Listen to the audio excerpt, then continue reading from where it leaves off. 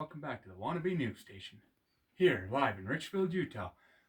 We got Kelly Stewart here. We got to talk about a treasure he found today. Well, a few days ago. So, Kelly, let's hear your story about what you found. I'm treasure hunting. I got permission to hunt this old home here, block and a half from my house. As the third trip back, I found this gold ring underneath a lilac bush. And when I cleaned it up, it's a 1943 Colorado School of Mines class ring. When I cleaned the ring up, I seen these initials RWD inside the band. And so I called the Colorado School of Mines and asked them who in their yearbook that year would have had those initials, and they says there was only one person with those initials.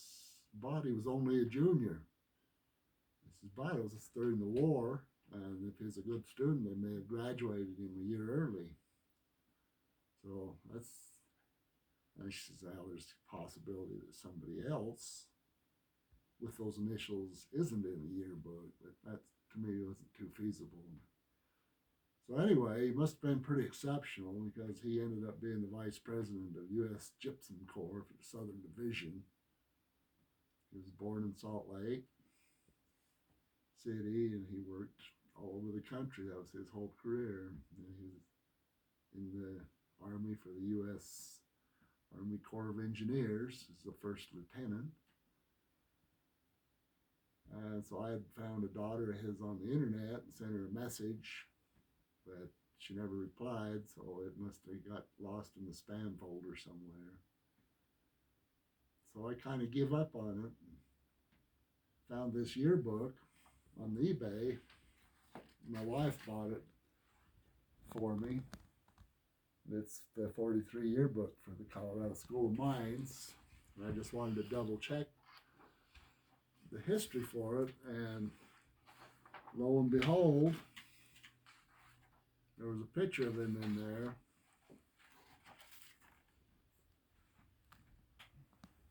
Right there. And so recently I posted in a group who wanted to see what your 10 most favorite finds were. And at the time, that was my number 2 find, this ring. That was before I found Mr. Denicky. There was 2 people on the group that seen the post about how I tried to find him. And she did a little research and found out that he had worked in Rock Flat, North Carolina. I think that's what I said wasn't it? And so she says, well, I'm from there. And so she contacted the editor of the newspaper, and he contacted somebody he knew in Georgia where this man is in a retirement community. And that guy says, I know him. It was meant to be, of course. So anyway, they got me a phone number for him, and they called him on the phone. And it was a little hard to hear him, but he had his wits. He says, first he thought I was a credit card company trying to up his limit or something. He says, why are you calling? I says, well, I found this gold class ring. Did you lose a class ring? Oh, yes, I did. He says, I'm a little hard of hearing. I'm 99 years old, so, you have to forgive me. He says that I was in Richfield. He says, in my late 20s when I lost that ring. And so here it is, 70 years later, give or take. And now he's going to get an early Christmas present and his 100th birthday present. He's going to get his ring back. He's pretty happy, and I am too, able to do that. It's good for our hobby, the people in there's a few that harm our hobby, so it takes a few of these things to make it good again. And that's about it. And you know, the man has a lot of history in his life. He told me he was been blessed, and the blessings are still going on for him, it looks like.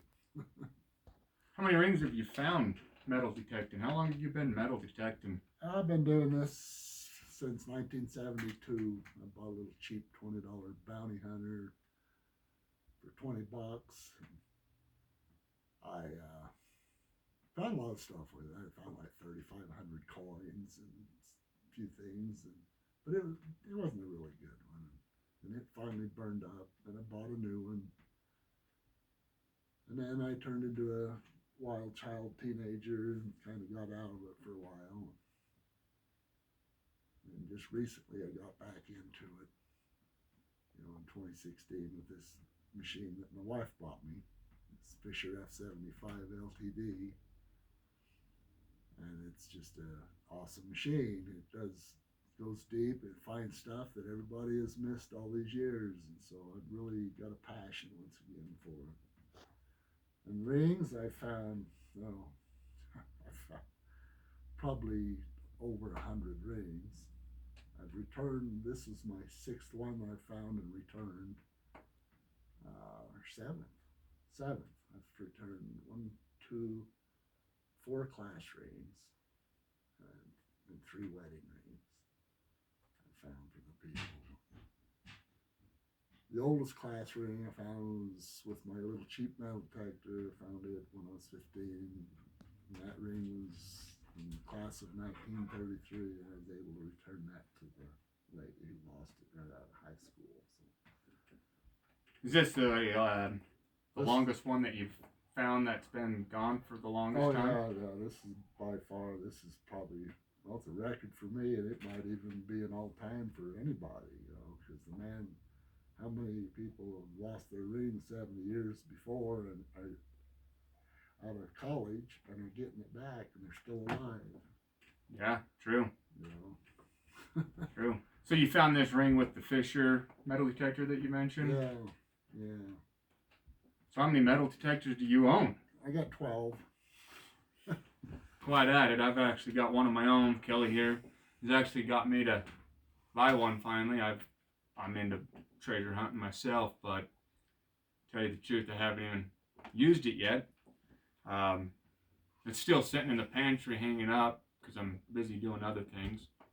Hopefully we can get going and stuff and doing some of my own because my kids have been bothering me about it.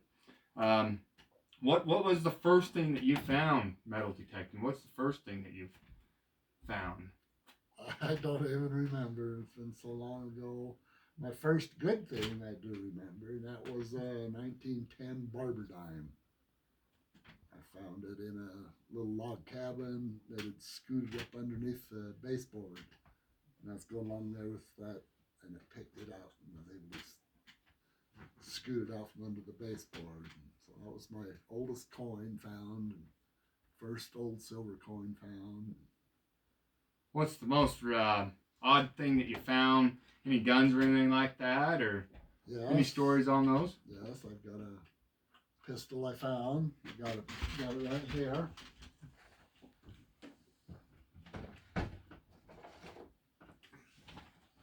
Found it in a field and actually been able to get it in working order again. It had a big counterweight here. It's an Olympic target pistol, but I took that counterweight off so it fit in this holster I bought for it. I had a police check run on it, and it was unregistered, but I found out who the owner was. And I said, well, you can't have it back because I spent a lot of hours. You know, if you want to pay me for my time, you're welcome to get it back. But they honestly decided they didn't want it back. So it's obviously a working gun then, basically, now that it's all cleaned back up. Yeah. They had lost it like 3 or 4 years earlier, so they've been buried out in this field dirt for that long. So it was very rusty. Everything was frozen up on it. Yeah, I would imagine, especially in a gun like that, you know.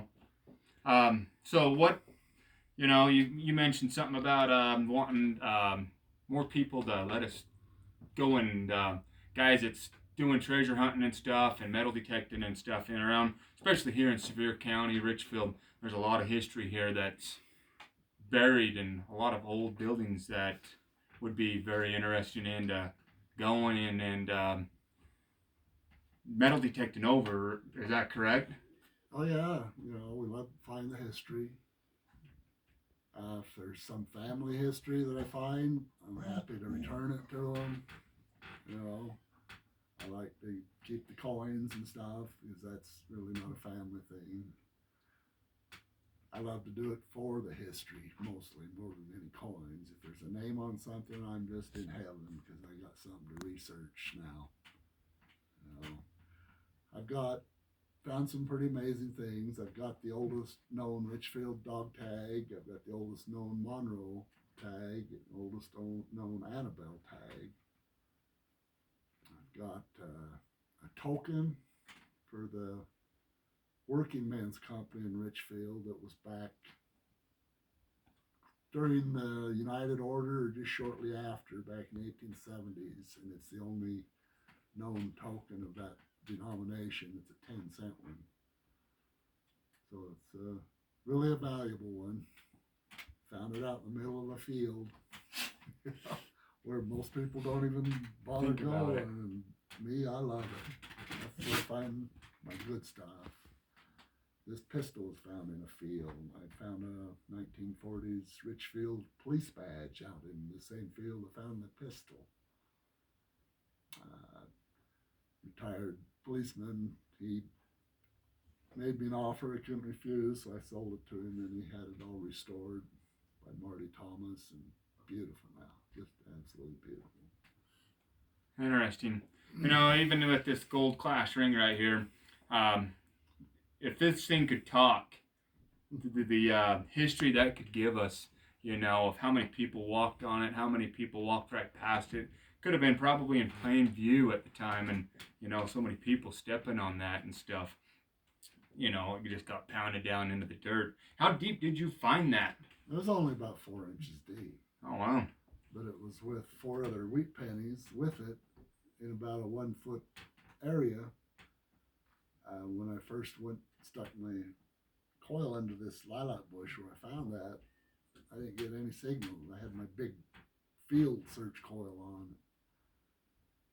and there was just too much there, I guess. It confused it, and it just went right over all of them. So next time I went back with my stock search coil on and went back under that same bush, and there's these beep, beep, beep, beep. There's all these signals now. Wow, I didn't miss them.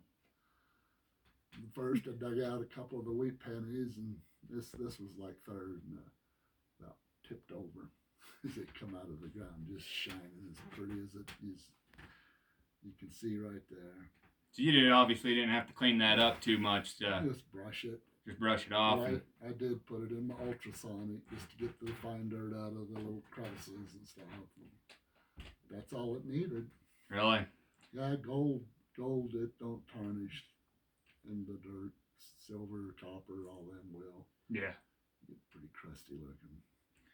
Yeah, like we mentioned, we'd like to, because I'm into metal detecting. Kelly's the one that got me into doing it and stuff, and I've actually kind of was interested in it when I was a little kid. I'm big into history and treasure hunting and stuff myself, and if there's somebody around the valley that's be more than willing to let us come and do that, because history means a lot.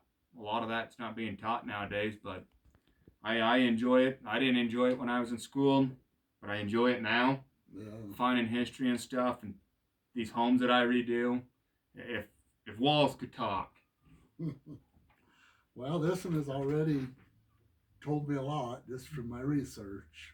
Oh, I bet. Who lived at the house at the time? Was he visiting there? Did he live there? He don't remember. But this guy that lived there was retired from the Georgia Pacific. So I'm sure they knew each other, and they was probably there just visiting. And when he lost the ring, because he wasn't here that long, he may have just been renting a room something, or let stay in there. I don't know. That's just and you know that guy's still gonna get that back. You know, even though it's been 70 years ago. Yeah, That's it's funny. He says, "Oh, will you please send that to me?" Yeah, Oh. you're gonna get it back. How was that phone conversation? It was good. I was thinking all the time. I wonder if he's got his faculties about him. You know, at 99 years old. My dad, I lost him at 83 from Alzheimer's, and he didn't even know who we were anymore. But this guy was sharp, real hard of hearing. So I asked for his address where I could send it, and he just rattled that right off the top of his head to me. So I know he didn't just have it sitting there waiting for me to ask for it. Oh, So yeah. he's very excited. I said, "Well, I got a yearbook I bought. My wife bought it. It cost $50. And this is without the ring. It really isn't no good to me. You know, I'll send that with it. I'd like to get reimbursed for it." He says, "You tell me whatever it costs to ship that, and I'll send you a check." He says, "So I'd love to go through that book and look at all my old classmates." He says, "I'm sure I'm the last one alive." Yeah, in 100 probably, but He's gonna have a thrill getting his ring. Plus, he gets to see all his old classmates again. Yeah. So I assume he's lost his book somewhere mm-hmm. over the years. He doesn't have it with him. Yeah. So that's just another added little present. Yeah, it is. Yeah, it is. You got anything else you would like to share there, Kelly, with us, or? Well, I had to show you my metal detector. I found that one. That's the beast.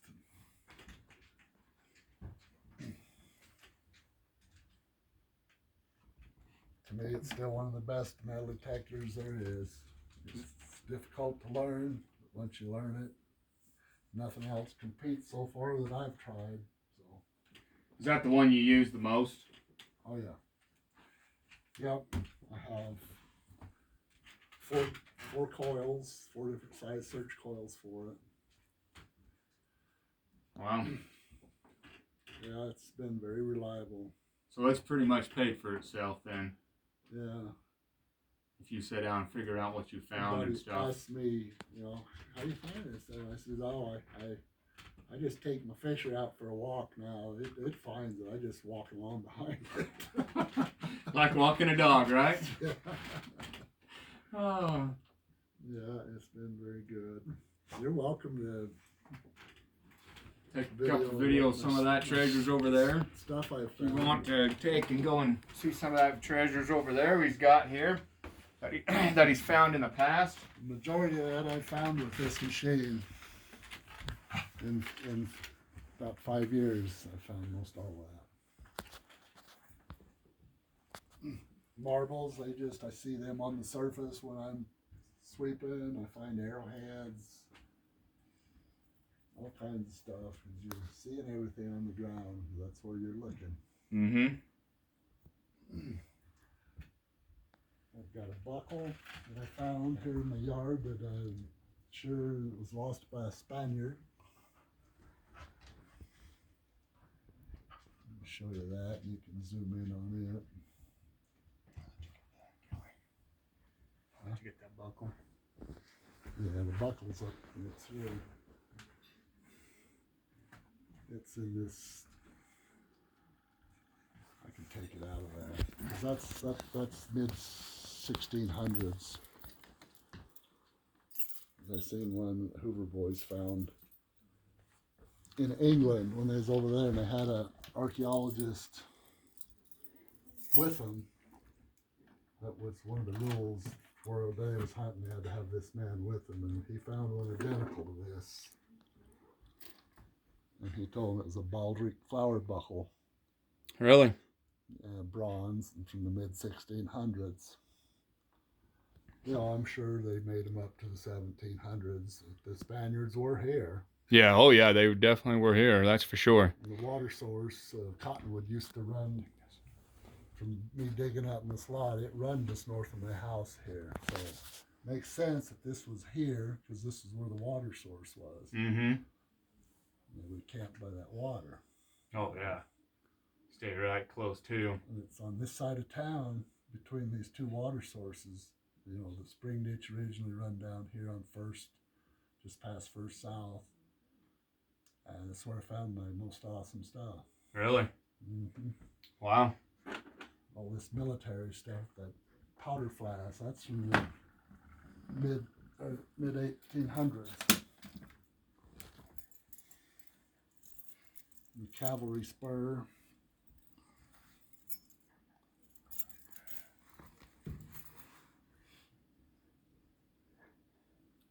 You know, it's possible this stuff was bought, purchased, and used in the Indian Wars, or another option was Colonel William Wing Loring was sent by President Johnson to find a shortcut from Oregon to New Mexico, you know, a trade route. Mm-hmm.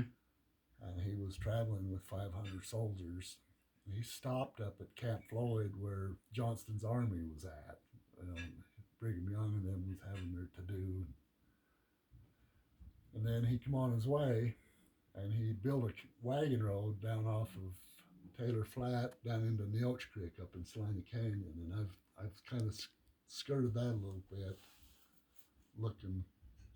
So it makes sense. He's looking for, on an exploration, looking for a shortcut. He would have sent parties out either side to explore. Yeah. And so, you know, it's very possible that one of the parties was over here, camped by this water and exploring this valley. Oh yeah. You know, it'd be just amazing just to know the history on all that stuff. If there was like a little note left behind on it or something, you know, it'd be really interesting to put all tied together with it. The thing that makes me think it was him is I found this where I found the powder flask in that cavalry spur. This is a clover pin, and it was issued to the members of the 2nd Army Corps. Really? Which Colonel William Loring was. Mm-hmm. So Johnston's army, it was the 2nd Dragoons. So that makes me tend to lead toward that ordeal. Exploration party. Yeah. Yeah, and to find something like that here, that small, that's just amazing. Yeah. And then I see over here you've got some of the little deals that goes to the neckties from Boy Scouts and stuff. Oh, yeah. Necktie emblem deals that you've found. Find a few of them. I've got this.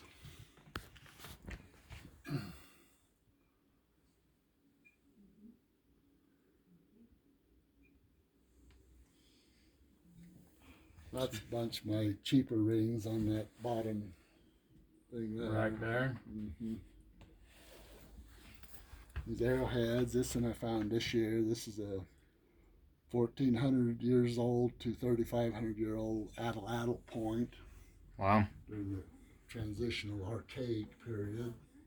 Had an archaeologist identify it for me. It's like one of the prettiest arrowheads I've ever found. I was metal detecting, and it was in the grass.